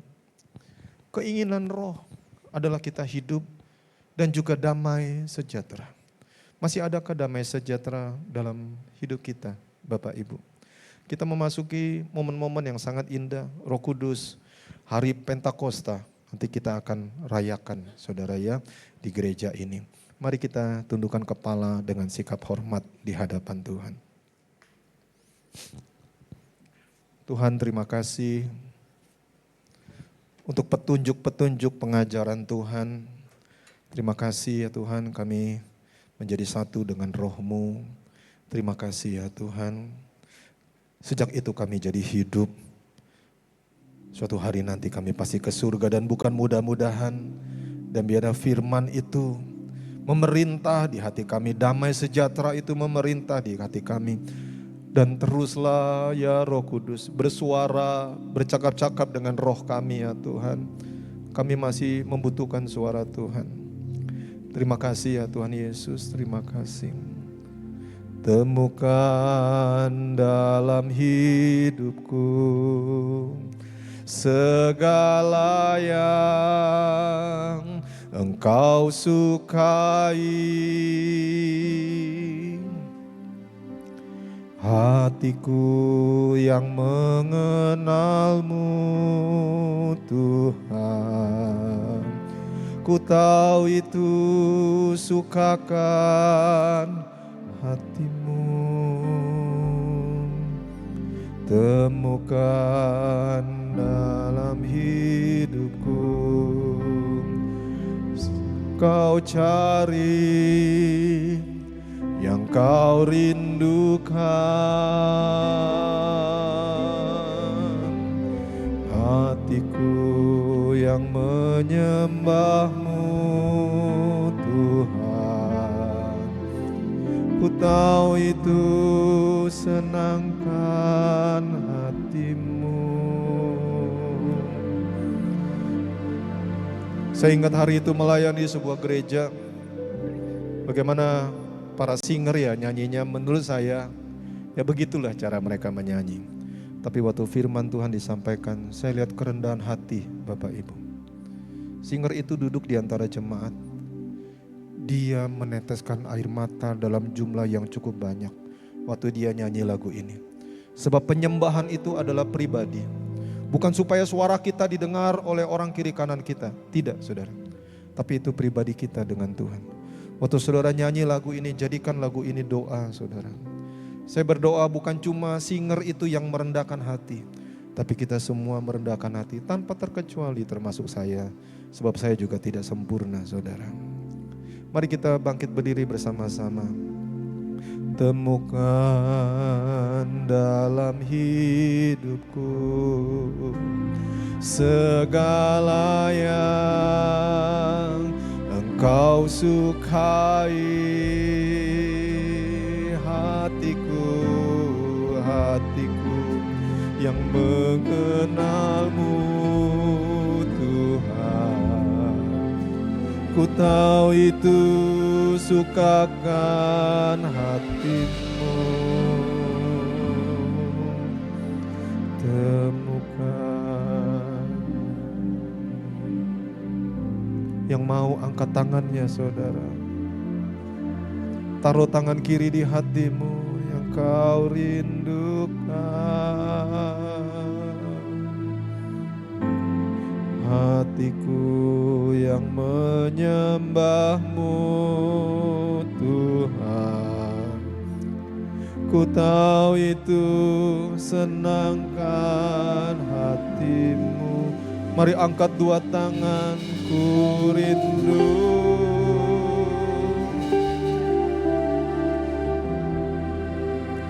Lebih dalam lagi, lebih dalam lagi, sebab tiada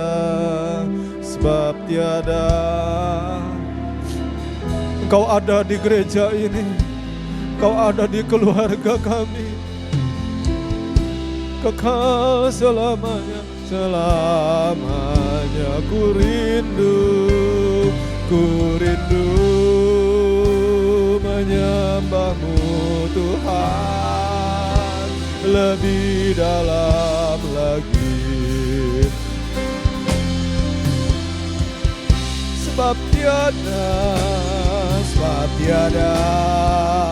dan takkan pernah ada. Ayo sepertimu, ku sembah selamanya. Sekarang nyanyi dengan kerinduan saudara. Oh, ku rindu.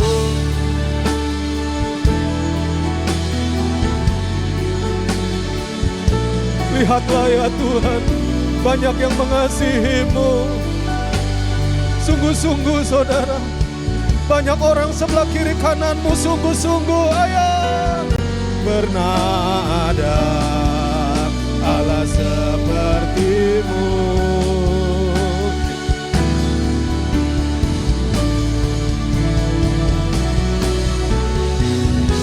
Oh, menyembah-Mu Tuhan, lebih dalam lagi, lebih dalam lagi, sebab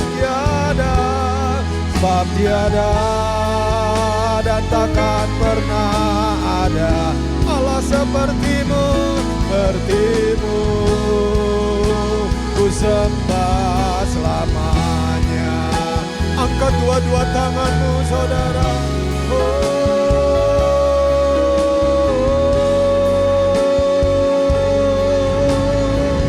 Biar damai sejahtera itu kembali memenuhi hati dan pikiranmu.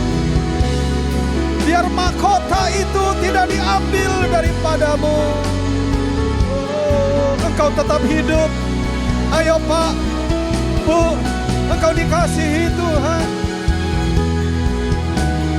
Lihatlah ya Tuhan, setiap hati yang terbuka, bahkan setiap tetes air mata yang mengalir.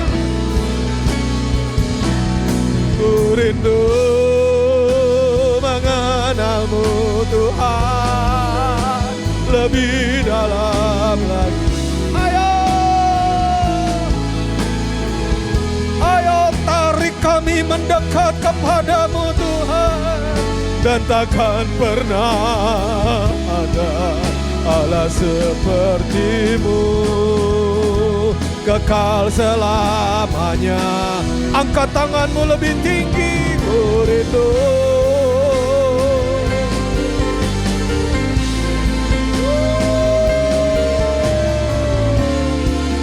Lebih dalam lagi mengenalmu Tuhan,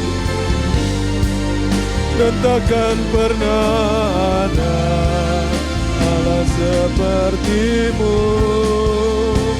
Ku sembah selamanya, sebab tiada dan takkan pernah ada Allah sepertimu. Ku sembah selamanya. Betapa kami sering menyakiti hatimu, tapi Engkau tetap mengasihi kami. Tidak ada yang seperti Engkau Tuhan. Mari angkat dua-dua tanganmu, sebab tiada dan takkan pernah ada Allah sepertimu. Ku sembah selamanya.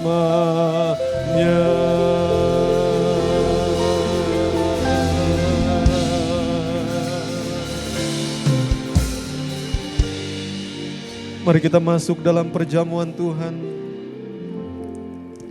Setiap kali kita masuk dalam perjamuan Tuhan, biar masing-masing mengecek keadaannya sendiri-sendiri di hadapan Tuhan.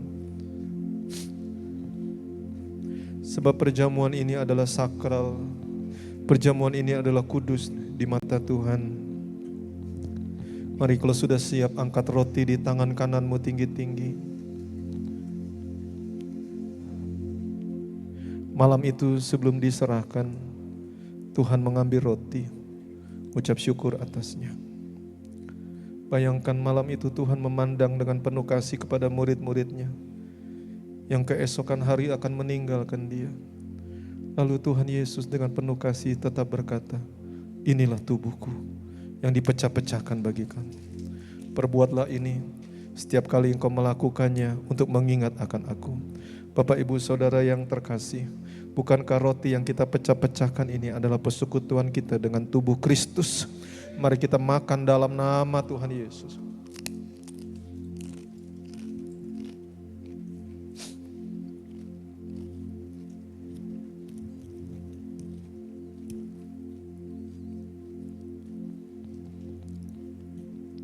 Demikian juga sesudah makan Tuhan mengambil cawan yang berisikan anggur yang berwarna merah seperti darah.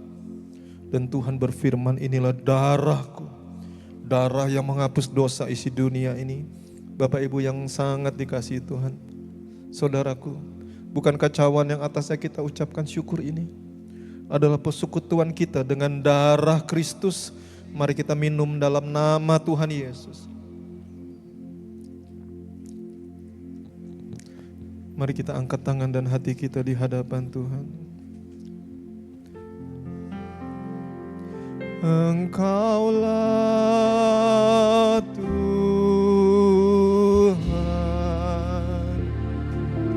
Engkaulah Raja.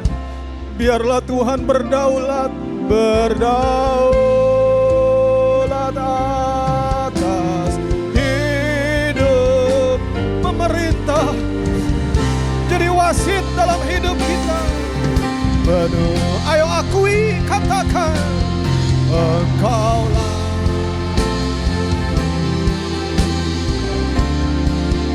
Ini gerejamu Tuhan, ini umatmu, domba-dombamu, orang-orang kudusmu Tuhan. Berdaulat atas hidupku, ku berserabat. Mari katakan, Engkaulah Tuhan. Jadikan lagu sebagai doa. Raja berdaulat, berdaulat atas hidup.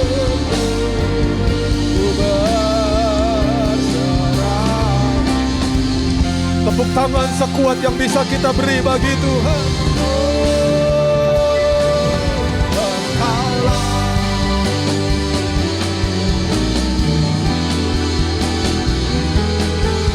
Engkaulah.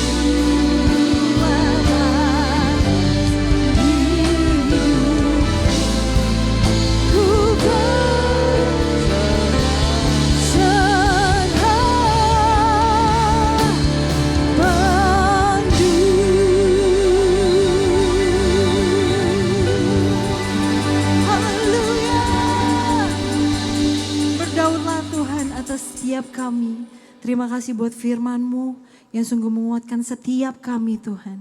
Terima kasih Tuhan, hanya di dalam nama Tuhan Yesus sama-sama kita katakan amin. Puji Tuhan, silakan duduk jemaat yang dikasih Tuhan.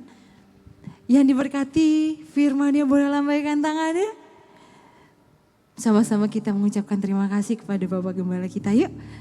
1, 2, 3. Terima kasih Pak Gembala buat firman-Nya. Tuhan Yesus memberkati. Puji Tuhan. Shalom. Puji Tuhan, kami ingin menyambut bagi jemaat yang baru pertama kali hadir di tempat ini. Jika tidak berkeberatan boleh lambaikan tangannya. Apakah ada?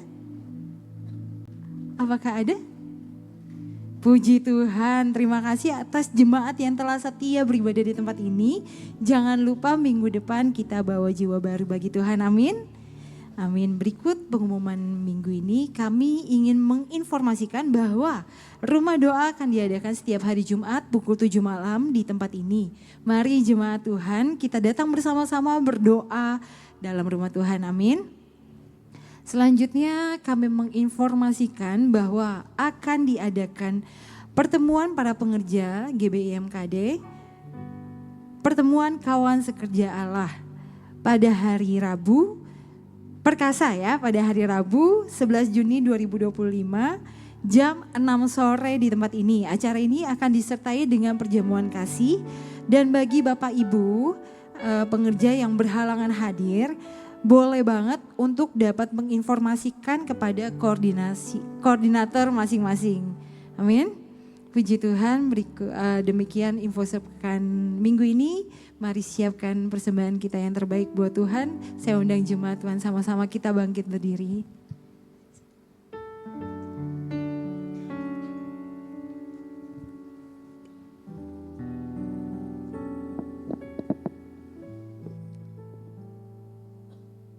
Terima kasih ya Tuhan Yesus, terima kasih. Terima kasih ya Bapa, Engkau baik ya Tuhan. Engkau baik Tuhan. Engkau baik buat umat-Mu di tempat ini ya Tuhan. Kami menerima Tuhan firman-Mu yang begitu membuat hati kami Tuhan. Lebih lagi Tuhan, kami lebih lagi mencintai Engkau ya Bapa. Layaklah Engkau dipuji dan disembah Tuhan. Karena Engkau Raja kami Tuhan. Engkaulah Tuhan kami. Engkaulah Allah kami yang hidup Tuhan. Terima kasih ya Bapa buat firman-Mu yang begitu indah Tuhan. Yang mengajar dan mendidik kami Tuhan. Sehingga kami lebih lagi Tuhan akan cinta kami terhadap Engkau Tuhan. Biarlah kiranya Tuhan kehidupan kami Tuhan boleh menjadi berkat, menjadi terang Tuhan dimanapun kami berada Tuhan. Dimanapun baik di pekerjaan kami, di usaha kami, kehidupan kami sehari-hari Tuhan. Kami percaya Tuhan Engkau beserta dengan kami ya Bapa. Damai sejahtera-Mu selalu ada buat kami Tuhan. Di dalam nama Tuhan Yesus Kristus. Terima kasih ya Aba ya Bapa. Bapa, pada saat ini Tuhan, kami mengangkat tangan, mengarahkan tangan kami buat Bapa dan Ibu Gembala kami Tuhan. Buat Bapak Gembala Tuhan yang sudah menyampaikan akan isi hati-Mu Tuhan. Biarlah Tuhan lebih lagi Tuhan, lebih pertajam lagi Tuhan. Biarlah Bapa apa yang Kau mau sampaikan melalui hamba-Mu Tuhan. Kau memberkati kehidupan Bapa dan Ibu Gembala kami Tuhan. Tuhan mau urapi selalu Tuhan.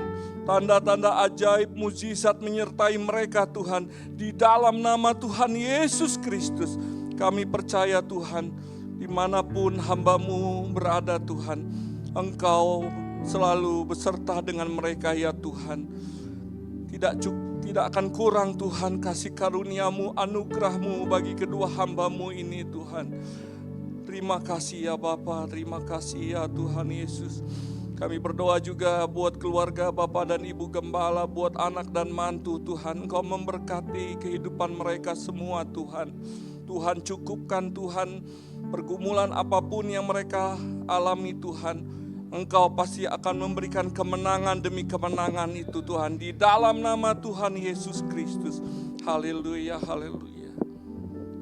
Pada saat ini kita mengangkat tangan kita untuk persembahan kita. Amplop-amplop. Tuhan, Engkau melihat tangan-tangan Tuhan yang mengangkat akan amplop persembahan kami Tuhan. Baik itu amplop persembahan perpuluhan, persembahan umum Tuhan, pembangunan dan diakonia Tuhan. Kami bawa Tuhan ke rumah-Mu Tuhan, supaya ada persediaan makanan di rumah-Mu Tuhan. Kiranya Kau mengurapi, menguduskan Tuhan. Kami mohon Tuhan, biarlah kiranya persembahan kami menjadi dupa yang harum Tuhan di hadapan-Mu Tuhan. Dan berkenan kepada-Mu ya Bapa. Terima kasih ya Tuhan Yesus. Dan biarlah Tuhan memberkati anak-anak-Mu Tuhan, umat-Mu yang membawa akan persembahan-persembahan kami ini Tuhan. Baik secara onsite maupun secara online Tuhan. Hanya di dalam nama Tuhan Yesus Kristus. Haleluya. Amin.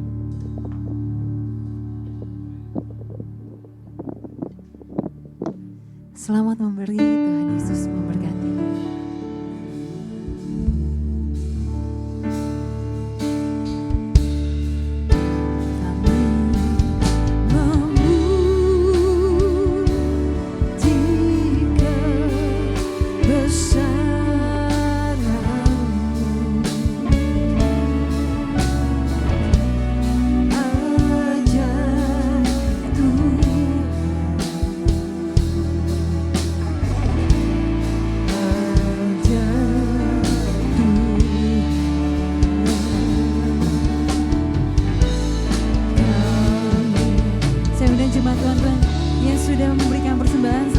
Bangkit berdiri.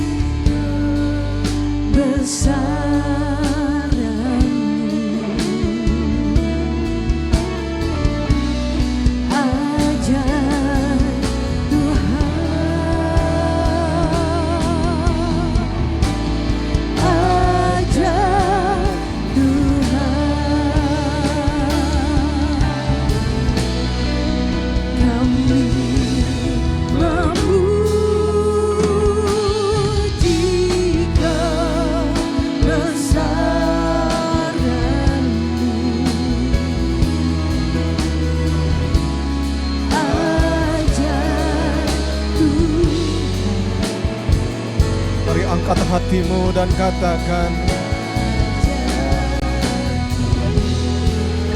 untuk memuji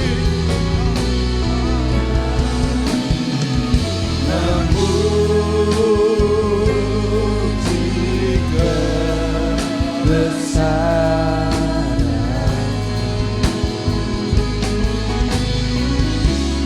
ajaib Tuhan.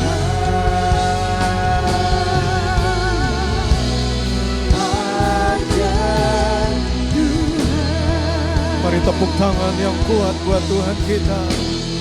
Ajaib